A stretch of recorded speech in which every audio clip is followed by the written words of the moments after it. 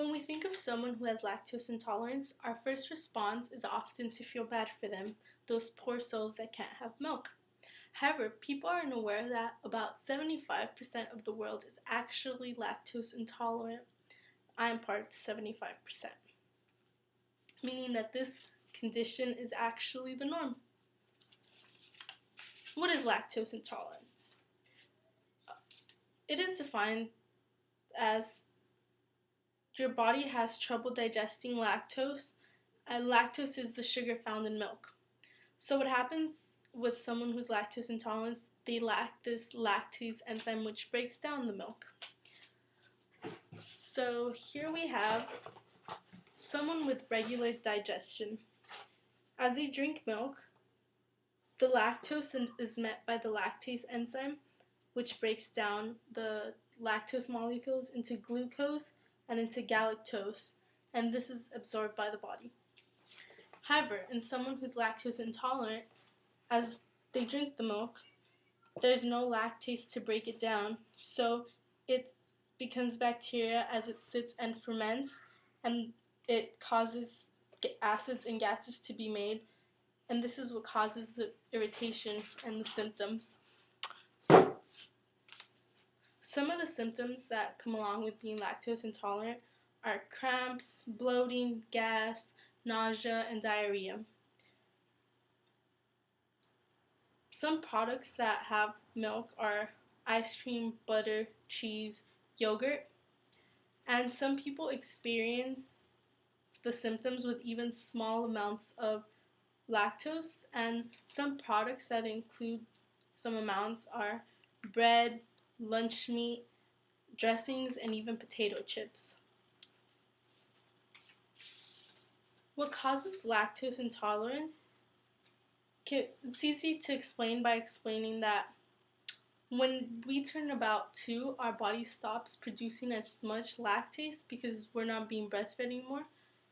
So this is known as primary lactose deficiency. A quote by Catherine Pollard, professor at the University of California, San Francisco, in Biostats, is that humans are the only mammals who are able to digest lactose well into their adulthood. During human evolution, we got mutations in the LCT genes, the lactase genes, and these mutations enabled us to process lactose as adults, so the ancestral state is actually to be lactose intolerant. Secondary lactose deficiency can be caused by diseases that damage your small intestines, such as celiac disease and Crohn's disease, and this is more common in infants. Lactose intolerance is definitely more found in adults, but it begins in childhood after the age of 2 when we stop producing lactase. So therefore it's common in teens and adults. Your ancestry also has a lot to do with whether you're lactose intolerant or not. For example, people of Northern European, North African, and Middle Eastern descent are more likely to be lactose tolerant. On the other hand, Asian Americans, African Americans, American Indians, Hispanics, and Southern Europeans are more likely to be lactose intolerant. For example, 90% of Asians are expected to be lactose intolerant compared to only about 10% of Northern Europeans. Also, 50 to 80% of Hispanics have a decrease in lactase production. However, only 9% of them consider themselves lactose intolerant, and this has a lot to do with people's culture.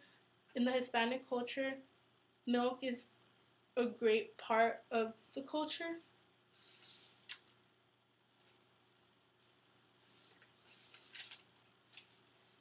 Lactose intolerance can be diagnosed with a breath test, and this test requires you to drink milk and then your breath is tested. And then there's also a stool test for infants where the stool is tested to see if there is glucose molecules, and if there is, it means that the body wasn't able to absorb it. It can be managed